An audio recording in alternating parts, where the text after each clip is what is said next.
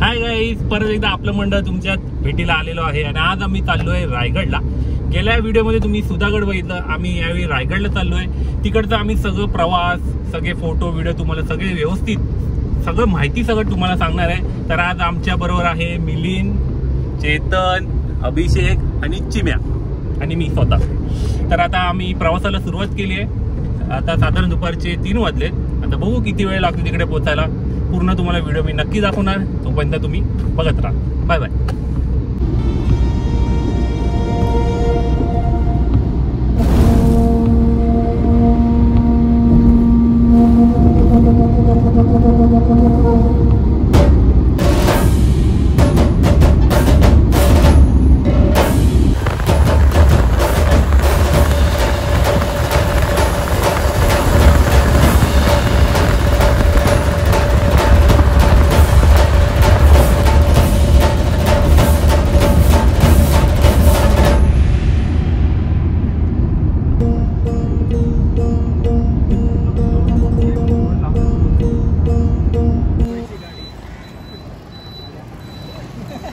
सगळेजण आता वडापाव खात आहेत, गरम गरम वडापाव। चेतन पाटील सगळ्यांना सर्व करत आहेत।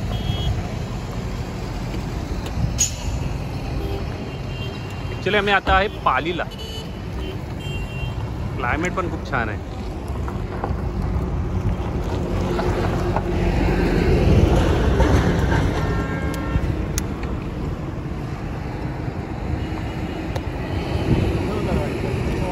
शत्रु राह में मिले हमने, जब जब शमशीरें ताने है माए भवानी।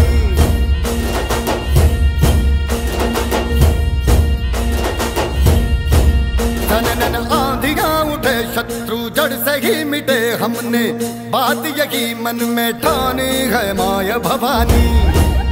आपल्या मंडळामध्ये पुन्हा एकदा तुमचं स्वागत आहे। आता आम्ही रायगडच्या पायथ्याशी पोहोचले, म्हणजे पाचडला पोहोचलोय। आता 9 वाजलेत। आता आम्ही तिकडे एक रूम घेतली आहे, तिकडे आम्ही आज राहणार आहे आणि उद्या सकाळी बरोबर 6 वाजता गड चढायला घेणार आहे। तर आम्ही तुम्हाला पूर्ण पायथ्यापासून गडापर्यंत प्रवास हा पूर्ण तुम्हाला दाखवणार आहे। त्याबरोबर आमच्यासोबत एक गाईड पण आहे, तो तुम्हाला पूर्ण माहिती देणार आहे। तर आता आम्ही घरात झोपतो आणि उद्या सकाळी उठून तुम्हाला पूर्ण रायगडचा परिसर, पूर्ण निसर्गरम्य वातावरण तुम्हाला नक्की दाखवणार आहे। तर आता तुम्ही बघा। मोरया। नमस्कार मित्रांनो, सकाळी आता 6 वाजलेत। आता आम्ही गडाच्या दिशेने निघालोय। सगळेजण आता गाडीत बसलेत, चेतन, मिलिंद, अभिषेक आणि प्रशांत। तर आता गडाच्या दिशेने आम्ही आता वाटचाल करतोय। आमचे गाईड सुद्धा आमच्या सोबत आले आहेत, ते सुद्धा बाईकवरून येतात पुढे। आमचे कार मधून पुढे जातोय। तर चला आपला रोमांचक सफर आता चालू करूया। जय भवानी, जय शिवाजी।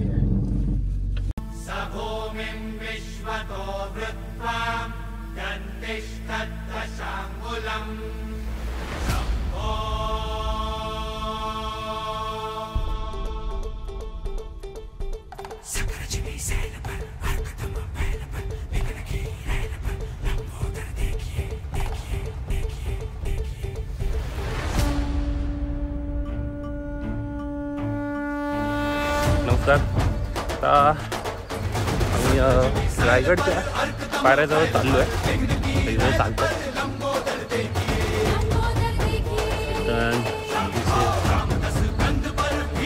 मिलिंद, चिम्या हे आहे।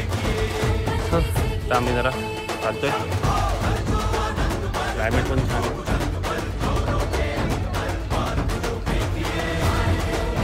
आता आम्ही गड चढायला सुरुवात केली आहे। आता खाली चढतायत होती।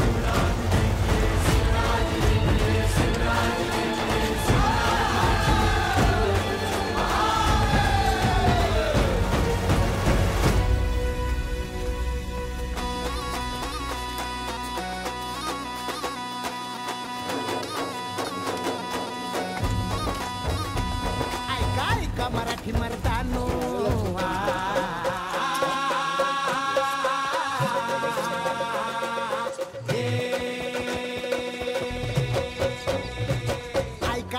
मराठी मर्दानो, ऐका ऐका माय। त्या कड्याला कनेक्ट होतं, नाचण टेंबा म्हणून नाव आहे त्याचं, त्याला कनेक्ट होता। त्यामुळे उत्तरेकडून येणाऱ्या सगळ्या फौजा ह्या नाणे दरवाजातून वर यायची. तिकडे नाना दरवाजा आहे आणि या बाजूला वाळसुरा खिंड आहे. दक्षिणेकडून येणारी सगळी माणसं किंवा पूर्व दक्षिण या बाजूने येणारी माणसं सगळी वाळसुरा खिंडीतून वरती यायची. आणि मग वर आल्यानंतर समोरच्या बाजूला मस्जिद मोर्चा आहे. म्हणजे महाराजांचे काही मुसलमान सरदार पण महाराजांकडे होते. त्या सरदारांसाठी पहिली एक तिथे चेकपोस्ट होती. तिथे सगळ्यांना चेक केलं जायचं आणि मग त्यानंतर त्यांना महादरवाजामध्ये एंट्री दिली जायची. त्यामुळे हा दरवा हा पण इथे हा लढण्याचं ठिकाण होतं. कारण तुम्ही येणारा जर शत्रू दक्षिणेकडचा असेल तर त्याच्यावरही मारा करू शकता आणि या बाजूचा शत्रू असेल त्याच्यावरही मारा करू शकता. म्हणून त्याला खूप लढा बुरुज असं नाव दिलं.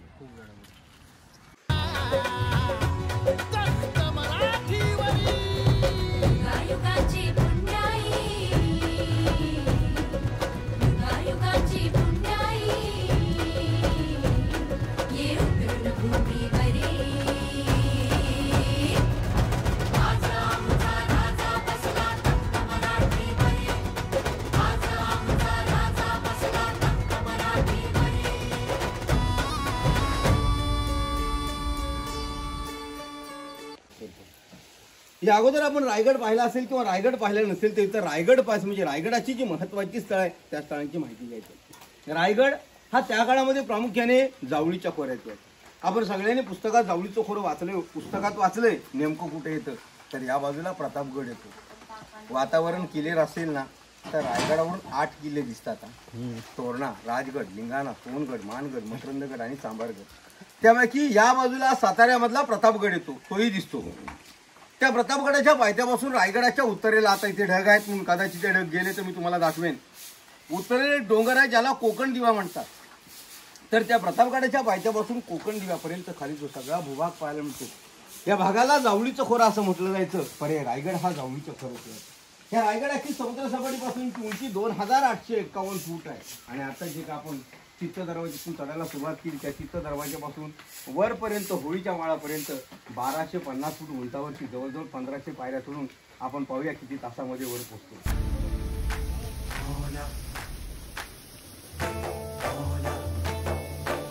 हर बशर का ख्वाब है तू खुदा का नूर है. शिवाजी महाराज जय शिवाजी. हस्ती सूरज सी तेरी हर तारीकी से दूर है. हस्ती सूरज सी तेरी हर तारीकी से दूर है. रहनुमाई कहते हैं चढ़ते हैं सब जन्नत में है. और रहनुमाई कहते हैं चढ़ते हैं सब जन्नत में है. इस ज़मीन खुल्द से मांगा तुझे मन्नत में है. इस ज़मीन खुल्द से मांगा खोली खाली जाणार नाही. ह्या दरवाजाची रचना पाहिली ना आपण पूर्णपणे येताना आलो बघा कसे असे वाघ नक्की सारखे. दुरून कुठून पाहिलं ना तर ही इथे दरवाजा कुठे आपल्याला दिसतच नाही. फक्त सुरक्षेच्या दृष्टीने बांधलेली तटबंदी दिसते. याचं कारण असं की शत्रूंनी दुरून कुठून पाहिलं तर त्याला दरवाजा दिसत नाही, फक्त तटबंदी दिसाय. समजलं जर का त्याला इथे दरवाजा आहे तर त्याने तोफेचे गोळे टाकले तरी ते दरवाजावरती पडत नव्हते, ते समोरच्या भिंतीवरती आले. त्यामुळे दरवाजा सुरक्षित.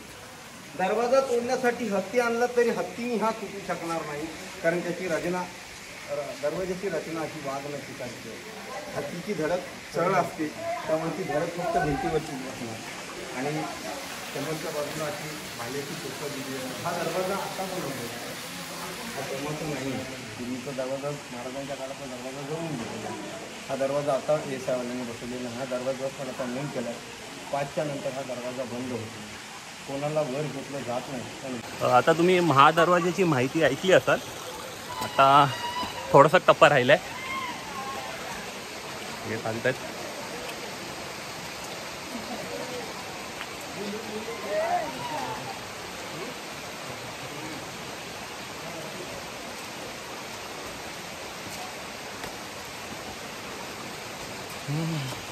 आता 15 मिनिटात पोचू आता वरती. एकूण टोटल गडाला 1400 पायऱ्या प्लस आता 100 नवीन बनवल्या मिळून 1500 पायऱ्या आहेत. तर आम्हाला नॉनस्टॉप आलो मग 1 तास लागला. तर हलत दुरत आलो 2 तास लागेल. इथे काय ॲक्टिव्हिटी कायच नाही. फायनली आता आम्ही पोचलोय हत्ती तलावाजवळ. हे हत्ती तलाव पूर्ण भरलेलं आणि इथे पूर्ण काम चालू आहे.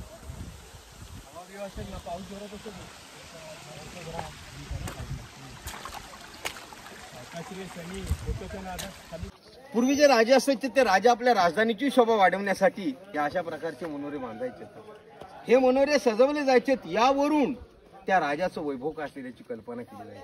महाराजांनी या मनोऱ्यांना त्या काळामध्ये किती सजवलं असतं याची आपल्याला कल्पनाच करावी लागेल. हे मनोरे पूर्वी एकावर एक असे 5 मजले होत्या. 5 मजले. आज तुम्हाला फक्त 2च दिसतात बघा तिकडे. हे 5 मजले होते. याला सप्त मनोरे असं म्हणतात. समोरच्या बाजूला आता आपण ज्या दरवाज्यातून मध्ये जाणार आहोत ना, हा पालखी दरवाजा. पुढच्या विरुद्ध दिशेला रोपेने येणाऱ्या माणसाला मेना दरवाजा. तर त्या काळात मेना आणि पालखी असे 2 प्रकार. मेना स्त्रियांसाठी, पालखी पुरुषांसाठी. म्हणजे सांगायचं तात्पर्य हेच की राजवंशातील पुरुष पालखीतून बसून ज्या दरवाजातून येत जात होते हा पालखी दरवाजा. बोला छत्रपती शिवाजी महाराज की जय. म्हणजे पालखी दरवाजा आणि पलीकडच्या बाजूला आहे मेना दरवाजा. ह्या पालखी दरवाजापासून इथे रायगडाच्या बाले किल्ल्याला सुरुवात होते. आता बाले किल्ल्याची व्याख्या तुम्हाला कदाचित माहिती असेल. बाले किल्ला म्हणजे गडातला अतिशय सुरक्षित, गडातलं अतिशय सुरक्षित ठिकाण ज्याला बाले किल्ला म्हणतात. पूर्ण किल्ला जरी शत्रूने घेतला पण जोपर्यंत तो बाले किल्ल्यावरती त्याचा ध्वज फडकवत नाही तोपर्यंत त्यांनी पूर्ण किल्ला जिंकला असं सिद्ध व्हायचं नाही.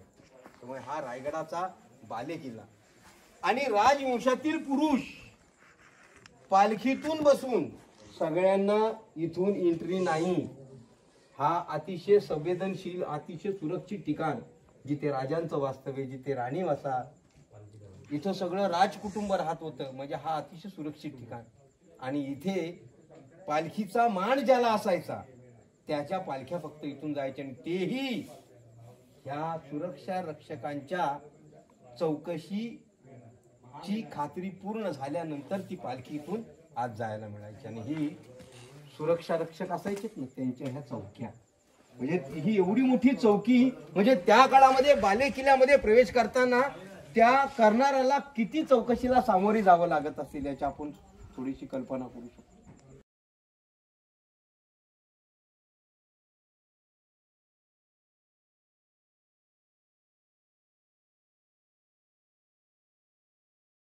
एक दालन एक अशी या गडावरती एवढीच मोठी हा मेना दरवाजा आहे. इकडे आपण आलो तो पालखी दरवाजा. त्या पालखी दरवाजापर्यंत या मेना दरवाजापासून आपण उभे होत ना तिथपर्यंत अशी एकूण 6 दालनं आहेत. या 6 दालनांना छत्रपती शिवाजी महाराजांच्या राण्यांच्या महलाचा भाग म्हणतात. आता प्रश्न उपस्थित होतो, जर का रायगडावरती 6 दालनं तर मग आपल्या महाराजांना राण्या तरी किती होत्या माहिती आहेत?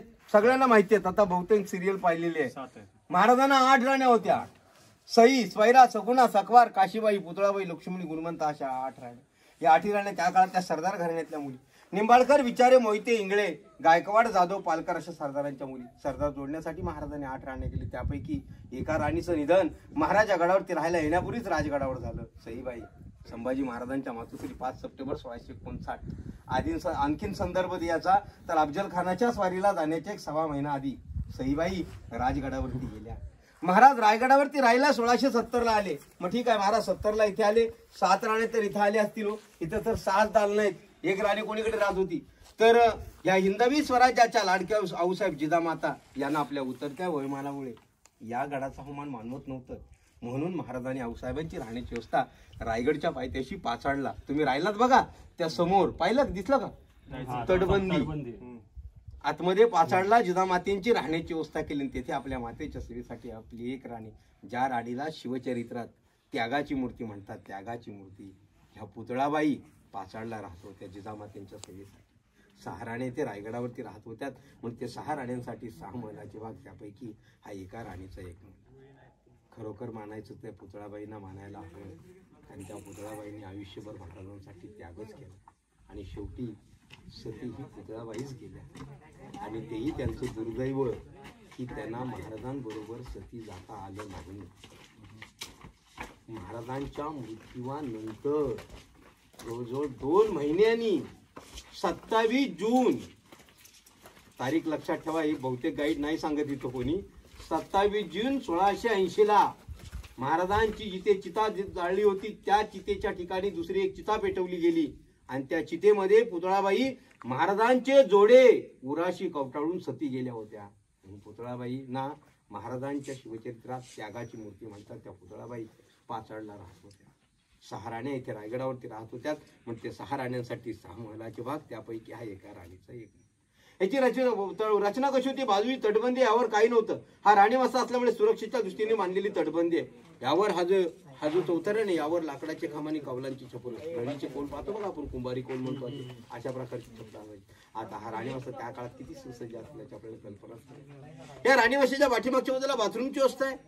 बाथरूमची व्यवस्था आपण आधुनिक पद्धतीची टॉयलेटची भांडी वापरतो ना, 350 पावणे 400 वर्षापूर्वी तेच टॉयलेटचं भांडं दगडाचं होतं. म्हणजे आता जरी आपण वापरत असलो तरी नवल नाही. महाराजांच्या काळामध्ये टॉयलेटची भांडी होती. हेच भांडं इंग्रज आपल्याकडून पाहून गेले, थोडंसं मिडफाय झालं आणि जास्त किमतीने माघारी आपल्याकडे आलेलं आहे.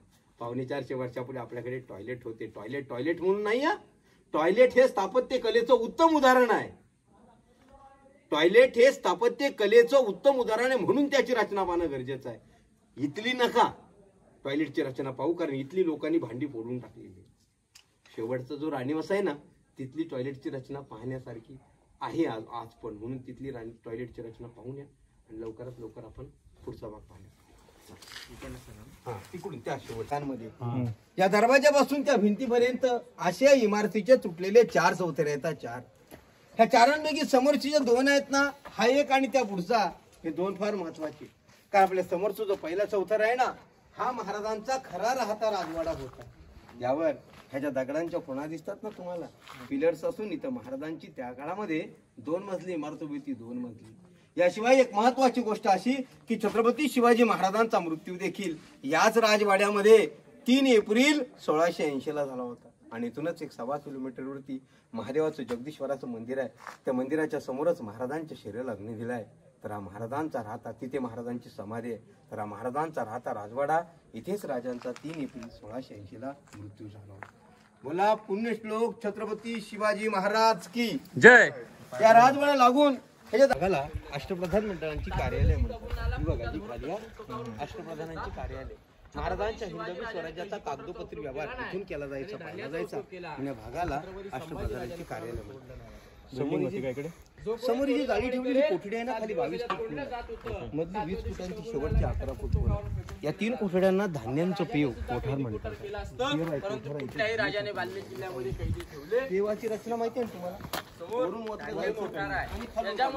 स्वराज्याचं धान्य कोठार. तुम्ही कोल्हापूर पाहिलंय का? कोल्हापूरमध्ये पन्हाळागड आहे.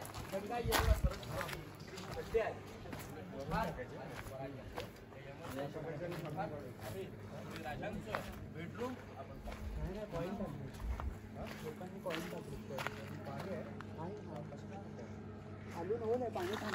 का माहितीये का?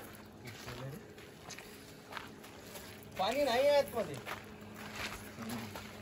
करन्सी, नाणी, शिवराई, राजमुद्रा होऊन इथे बनवलं जायचं. जसे 2 मनोरे आहेत ना, तसंच हा एक मनोरा आहे. ते द्वादश आहेत. 12 कोण आहेत आणि समोरचा अष्टकोनी. याला महाराजांचा सज्जा गॅलरी किंवा बाल्कनी म्हणतात. तिकडचा मी राहता तो सगळा ढासळलाय, म्हणून तिथे बंद करून तिकडे जाणं बंद करून टाकलेलं. तर हा सज्जा गॅलरी, जर का राजवाड्याची गॅलरी होती तर ही रायगडाची समोरची बाजू, आपण जे रोपेने आलो ना, ती गडाची मागची बाजू. समोरच्या दगडांचा आयताकृती बांधकाम याच्या आतमध्ये अंडरग्राऊंड जाण्यासाठी त्या उजव्या कोपऱ्यामधून समोरून खाली तिथून दिसते बघा, ते दगड आहे ना वर, तिथून खाली समोरून 11 पायऱ्या आहेत. त्या उतरा आपण खाली गेल्यावर पूर्णपणे अंडरग्राऊंड आतमध्ये जमिनीमध्ये जातो. जमिनीमध्ये गेल्यावर जमिनीमध्ये एक दगडांमध्ये बांधलेली रूम मिळते, जास्त मोठी नाही. जमिनीमध्ये 8x10ची जी छोटी रूम आहे, त्या रूमला खलबतखाना म्हणतात. खलबतखाना गुप्त चर्चा करण्याचं ठिकाण. आपण म्हणतो ना, या कानाचं म्हटलेलं या कानाला समजायला नको, अशा प्रकारची चर्चा याच्यामध्ये केली जायची. मोठा टॉर्च असेल, उन्हाळ्याचे दिवस असतील तरच जाऊ शकता. आता जाऊ नका, डेंजर आहे आतमध्ये जाणं. पावसाने भिजलेलं आहे, कधी काय होईल सांगू शकत नाहीये. जुनं बांधकाम आहे. तुम्ही ज्या 200 फूट लांबीच्या चौतऱ्यावरती उभे आहात ना, हा दप्तरखाना म्हणजेच एक ऑफिसचा प्रकार. दप्तरखान्याच्या पुढे बघा तो छोटा आयताकृती चौतरा आहे ना, पुढचा सदर म्हणतात तिला. सदरेवर बोलवलंय. सदर खास लोकांची मिटिंग भेटीगाठी होण्याची जागा पुढे जाणार आहोत ना आपण. ती राजसभा जिथे महाराजांचा राज्याभिषेक झालाय ती जागा पुढे, सदर पुढे राजसभा, दिवाणी खास, पुढे दिवाणी आम येतो. चला प्रौढ व्रत पुरंदर क्षत्रिय कुलावत सिंहासनाधीश्वर महाराजाधिराज राजा शिव छत्रपती की जय. ही शिवासनाची जागा आहे. उंच इमारतीला नगारखाना म्हणतात. दोघांमधला अंतर 200 फुटांनी जास्त. पण या शिवासनाच्या चौथऱ्या जर उभं राहून टिचकी मारली ना, दरबारच्या कुठल्याही कोपऱ्यात स्पष्ट ऐकलं जातं. किंवा दरबारच्या कुठल्याही कोपऱ्यात उभं राहून टिचकी मारली सिंहासनाच्या जागेत स्पष्ट ऐकलं ते याला स्थापत्यशास्त्र म्हणतात, वास्तुशास्त्र. त्या काळात स्पीकर माईक नव्हते. महाराज इथे बसायचे. पूर्ण दरबार भरायचा. दरबारच्या शेवटी माणसं असायची. महाराज जरी सहज येथे काय बोलले, शेवटी बसलेल्या माणसाला पण ऐकायला जाऊ किंवा ती व्यक्ती काही सहज म्हटली ते राजांपर्यंत पोहोचव. या हिशोबाने स्थापत्यकार हिरोजी इंदुरकर दरबारला बोलवून ठेवलेलं आहे. तुम्हाला आज पण प्रात्यक्षिक पाहायचं आहे का? पाहायचंय. आज दरबार उघडा आहे. हा दरबार आज उघडा आहे. उन्हाळ्याच्या दिवसात कोरडी हवा असते. शिवाय आज बारीक बारीक पाऊस पण पडतो. इथे हवेमध्ये आर्द्रता आहे. ही हवा जड झालेली आहे. तरी पण मी तुम्हाला आज दाखवतो प्रात्यक्षिक. मी तिथे हा दरबार उघडा असताना पण तिथे जाऊन तिथे इतक्याच आवाज आहे, याच आवाजात काय बोलणार आहे तुम्हाला सांगत नाही हो. पण मी जे बोलेल ना ते तुम्हाला ऐकायला आलं ना तर तुम्ही मला रिप्ले देणारच. पण तो रिप्ले द्याल ना तो मोठ्याने द्या आणि मग आपण पुढचा छत्रपती शिवाजी महाराज की, धर्मवीर छत्रपती संभाजी महाराज की, राष्ट्रमाता जिजाऊ साहेबांचा.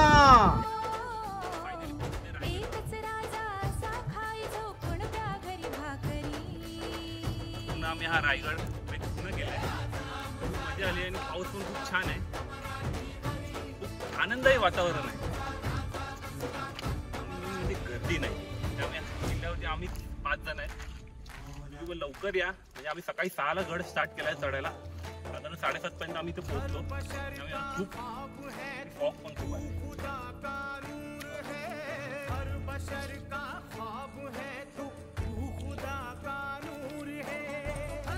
तुम्हाला तिथं सांगितलं की महाराजांच्या राज्याभिषेकाला खाली सांगितलं इंग्रज वकील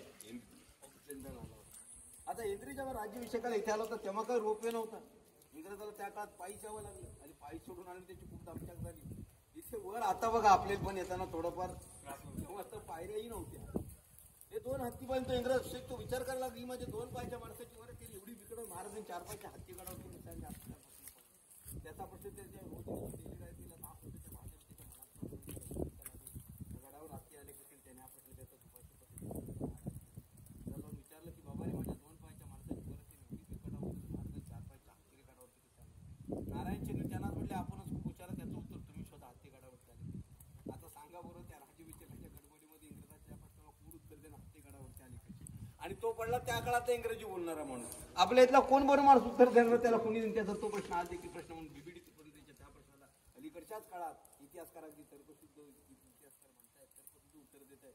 इतिहासकार म्हणतात की जे 2 मोठे मोठे हत्ती होते त्याचे ना लहानपणी किती वरते त्यांना इथंच वरती.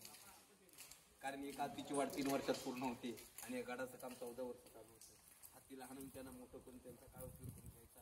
या आपल्या राज्याची त्या काळात त्याला काय करणार आहे हत्ती गडावर.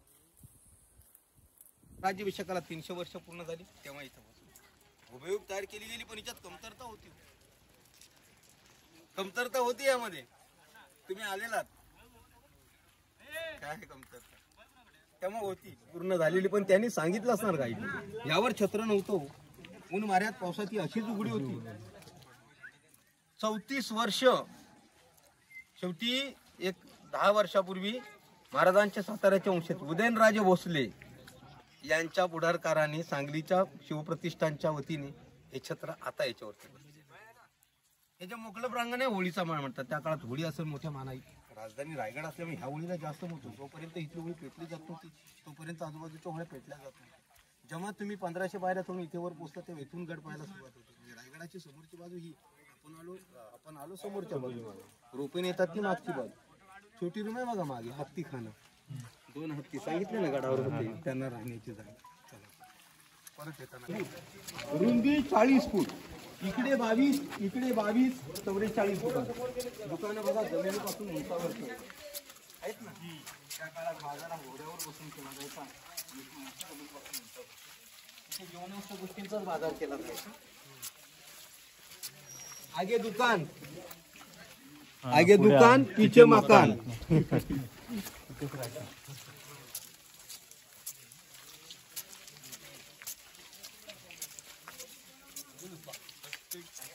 आणखीन आतली माहिती. आणि त्यानंतर 1870 पहिली शिवजयंती पुण्यामध्ये सुरू झाली. 1870 पहिली शिवजयंती पुण्यामध्ये महात्मा फुल्यांनी सुरू केली. आणि त्यानंतर या गडाच्या संशोधनाला सुरुवात झाली. तेव्हा संशोधकांना पूर्ण रायगडावरती कुठे चित्र नाही, फक्त या बाजारपेठेवर असं एकच चित्र का, याचं जेव्हा संशोधन केलं तेव्हा संशोधकांना उत्तर मिळालं की या बाजारपेठेचा प्रमुख होता नागाप्पा. आपल्या निधनानंतर त्या काळात नाव लिहिण्याची मुभा नव्हती. आपल्यानंतर प्रमुख होतो हे दाखवण्यासाठी त्याने नागाचं चित्र येते. या समाधीचं नक्षीच्या खाली जे काम आहे संभाजीराजांच्या काळातलं आणि वरचं काम श्री शिवाजी रायगड स्मारक मंडळ पुणे.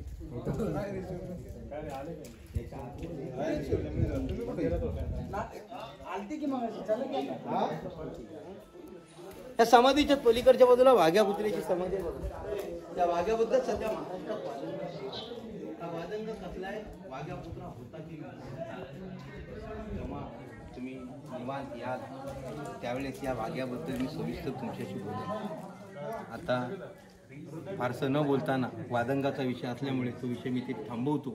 पण एक परंपरेने सांगितलं जात होतं, याला इतिहासात पुरावा नाही आहे कुठे, की वाघ्याने महाराजांच्या चिठ्ठीत उडी टाकून स्वतःची प्राणाहुती दिली असं परंपरेने सांगितलं. इथून सरळ पुढे 1 किलोमीटर चालत जावं लागतं. तेव्हा रायगडाचा शेवटचा कडा मिळतो ज्याला भवानीचा कडा. पश्चिमेला हिरकणीचा बुरुज मी तुम्हाला चढताना सांगितलं. जी हिरा आपल्या बाळासाठी काढली होती हिरकणीचा बुरुज. इथून पुढे भवानीचा कडा. इथे एक शिलालेख लिहिला बघा. चालायचं तिकडे.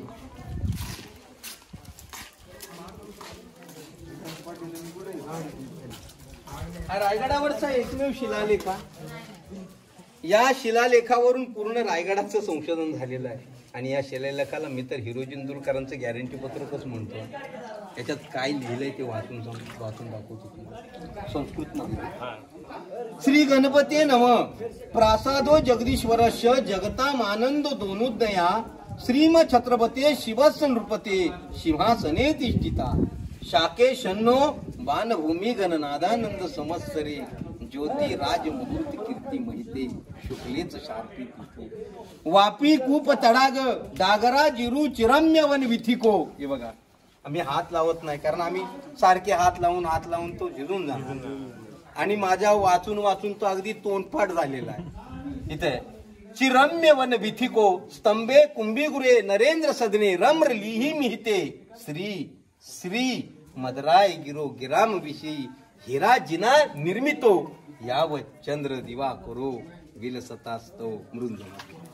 पहिल्या 3.5 ओळींमध्ये त्यांनी महाराजांच्या राज्याभिषेकाबद्दलच लिहिले हिरोजीने की प्रासादो जगदीश्वराच्या जगता मानंदो दोनुदया.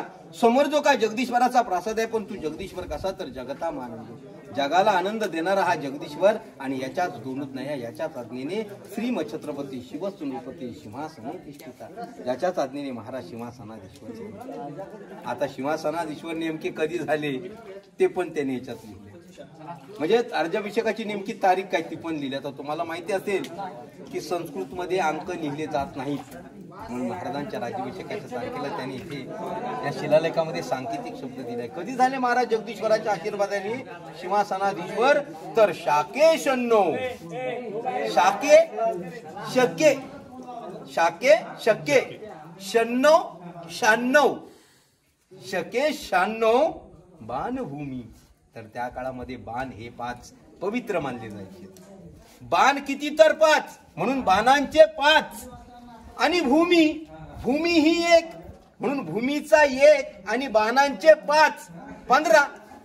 भूमीचा 1 आणि बाणांचे 5 15. शालिवान शके 1596. मराठी द्वितीय राज्याभिषेकाची गण नादानंद आनंद नाम संवत्सर चालू असताना राज ज्योतिषांनी दिलेल्या शुक्ल पक्षाच्या ज्येष्ठ शुभ त्रयोदशीला महाराज सिंहासनाधीश्वर झाले. तेव्हा हिरोजीने गडावर काय काय बांधकामं पूर्ण केली. तर वापी मोठ्या बिरी, कूप 8 ज्याच्यातून पौर्याने पाठवू, तडाख तलाव, राजिरू चिरमचिरे बंद वाडे, रम्य वन, बाग बगीचा बनवला म्हणे मी गडावर. विथिको बाजारपेठ, स्तंभे सप्तमंडळे दाखवले बघा मी तुम्हाला. कुंभीगुरे हत्तीखाना. नरेंद्र सदने म्हणजे मेना आणि पालखी दरवाजापासून टिचकी मारून दाखवली बघा आवाज, तो सगळा भाग नरेंद्र सदने. रमरली मेते श्री मद्राई गिरो गिराम विषयी हिरा जिना निर्मितो. हे सगळं बांधकाम मी हिरोज इंदुलकरांनी, गिराम हे सगळं ग्राम, हे गाव, हे शहर मी हिरोज इंदुलकरांनी तयार केले. कुणाच्या कृपेने तर मद्राई गिरो हनुमंताच्या कृपेने सगळं मी शहर तयार केले. आणि या शहराची शेवटच्या वेळी गॅरंटी दिली की यावं चंद्र दिवा करू विन सत्ता असतो. ते म्हणतात या पृथ्वीवरती जोपर्यंत चंद्र आणि दिवा करू सूर्य विसत आहे तोपर्यंत मी बनवलेल्या इमारती तशाच्या तशाच राहतील. हा पाहुण्याच्या आर्किटेक्टने दिलं त्याचं गॅरंटी पत्रक आहे. आज त्याचं आर्किटेक्ट येऊ शकत नाही. त्याचं बांधकाम किती दिवस टिकेल. बोला छत्रपती शिवाजी महाराज की जय. या इकडे या. पर हिरोजी इंदुलकर तर ज्याने गड बांधलाय त्या आर्किटेक्टचं नाव इथे लिहिलंय. त्या गडावरती महाराजांनी कुठं आपलं स्वतःचं नाव लिहिलं नाही, किल्ला माझा होता म्हणून. महाराजांचे महाराष्ट्रात एवढे सगळे गड किल्ले, महाराष्ट्राच्या बाहेरही महाराजांचे गड किल्ले, पण इथल्या सोडावं त्या बाहेरच्या कुठल्या किल्ल्यावरती महाराजांनी आपलं स्वतःचं नाव लिहिलं. आज आपल्या घरापुढे आपलं स्वतःचं नाव असते की घर आपलं आहे म्हणून, पण महाराजांनी कुठल्या किल्ल्यावर लिहिलं की किल्ला माझा आहे म्हणून. मात्र ज्याने बनवला त्या आर्किटेक्टचं नाव किल्ल्यात लिहिलं गेलं.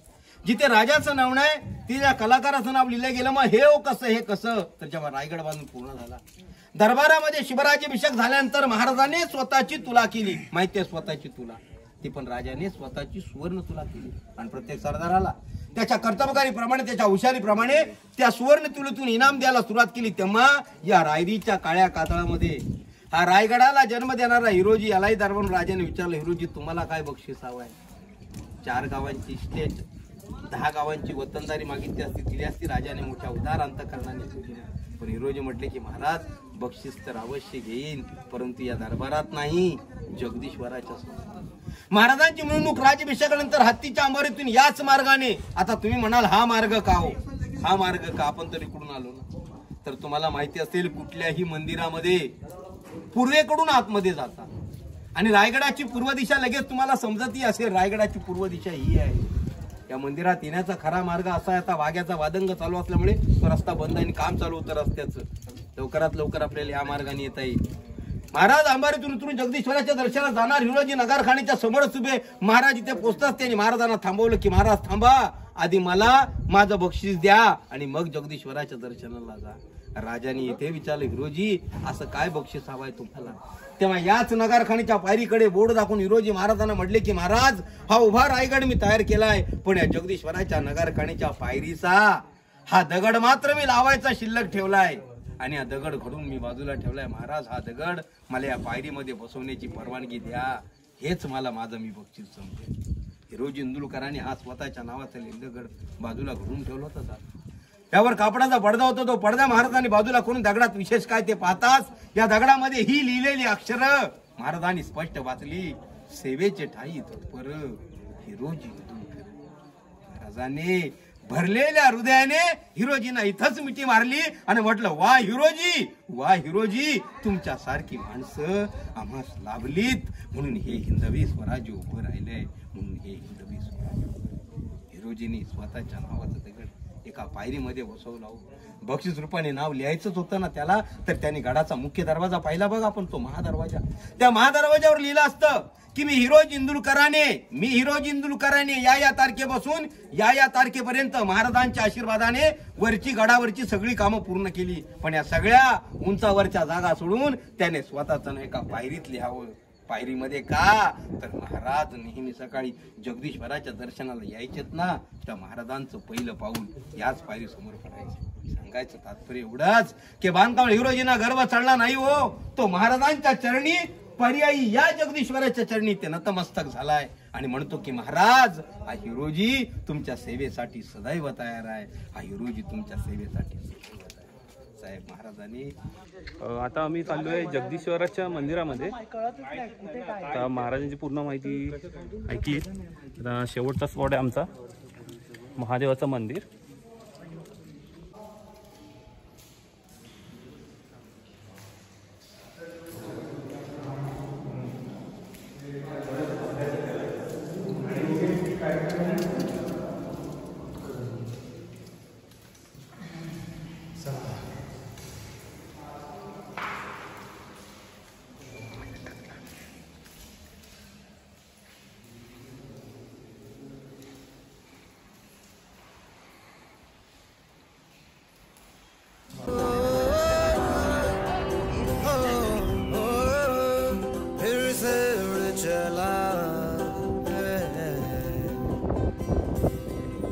मिट्टी जैसे सपने ये किताबी पलकों से झाड़ा फिर आ जाते हैं। इतने सारे सपने क्या कहूँ किस तरह से मैंने तोड़े हैं छोड़े हैं। क्यों मेरे साथ चले मुझे लेके उड़े ये क्यों।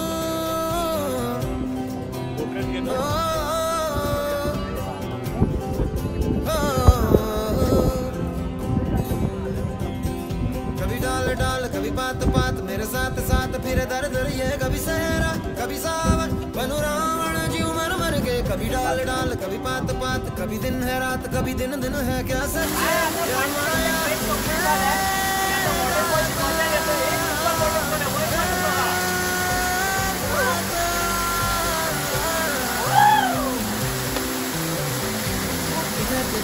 पिता क्या है पता हवा नहीं जाए तेरी हो खींचे तेरी यादें